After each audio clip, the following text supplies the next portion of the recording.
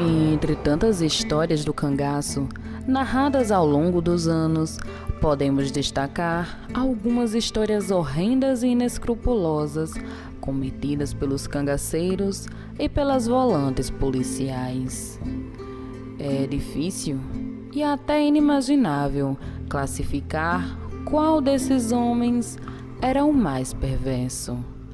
Hoje, o canal Na Rota do Cangaço irá destacar alguns deles, com respeito e responsabilidade ao resgatar a memória das vítimas e seus descendentes.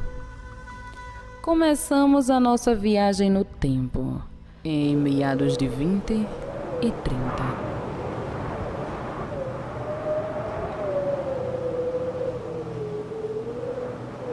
O primeiro da nossa lista é Sabino Gomes, ou Sabino das Abóboras, como é mais conhecido por vocês.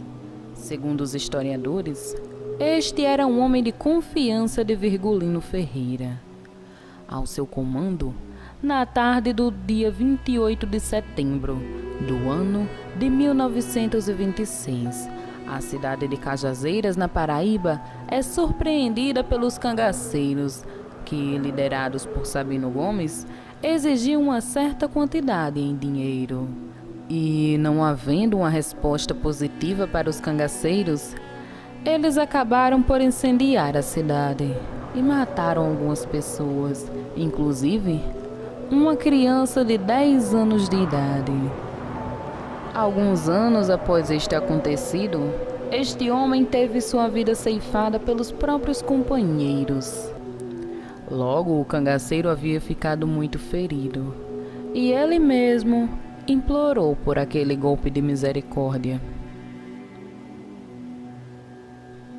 Santílio Barros, Gato.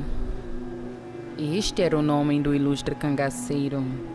Foi considerado, por muitos historiadores, um dos homens mais cruéis de Lampião. O homem não tinha escrúpulo nenhum. Era o próprio cão encarnado na terra.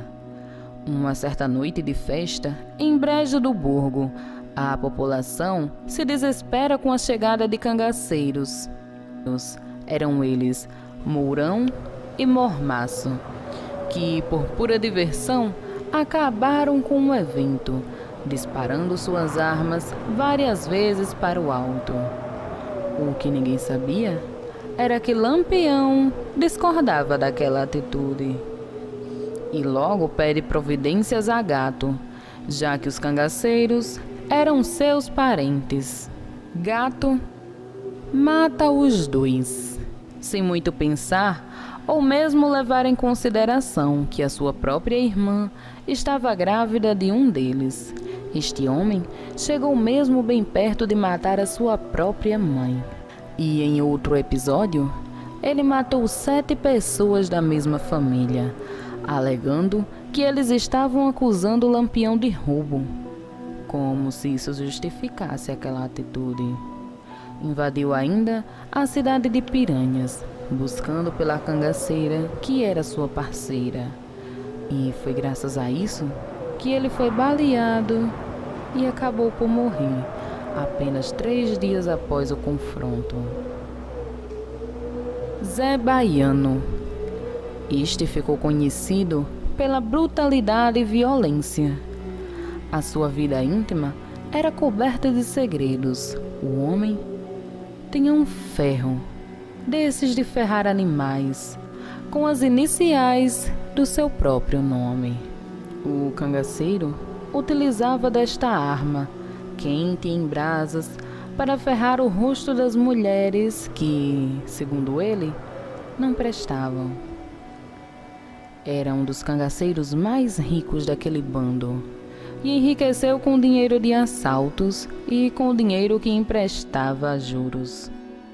Tinha o apelido de Pantera Negra dos Sertões. Sua companheira, apesar de não ter registros fotográficos, era considerada por muitos a mais bela de todas as cangaceiras. E esta pobre criatura teve fim pelas mãos do próprio marido.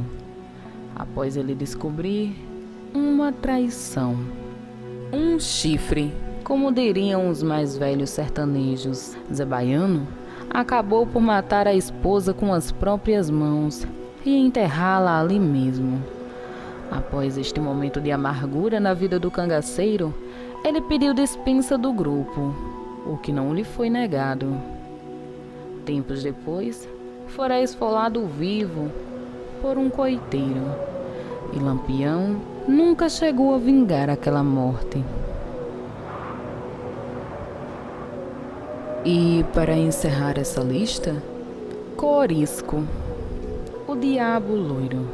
Não havia perdão, apenas a violência, dor e sofrimento pelas suas mãos. Segundo as informações, Corisco adentrou ao cangaço após ser ameaçado de morte. Um dos crimes mais bárbaros, além do sequestro e o abuso de Dadá, que mais tarde viria a ser sua companheira inseparável, foi a vingança pela morte de Lampião. Lá, ele matou com requintes de crueldades uma família inteira, arrancando suas cabeças e mandando para o delegado da cidade em sacos que foram carregados pelas próprias crianças. A família era inocente. Tempos depois, fora descoberta a verdade. Corisco não durou muito após aquele episódio e teve fim pelas mãos das próprias volantes policiais após um cerco.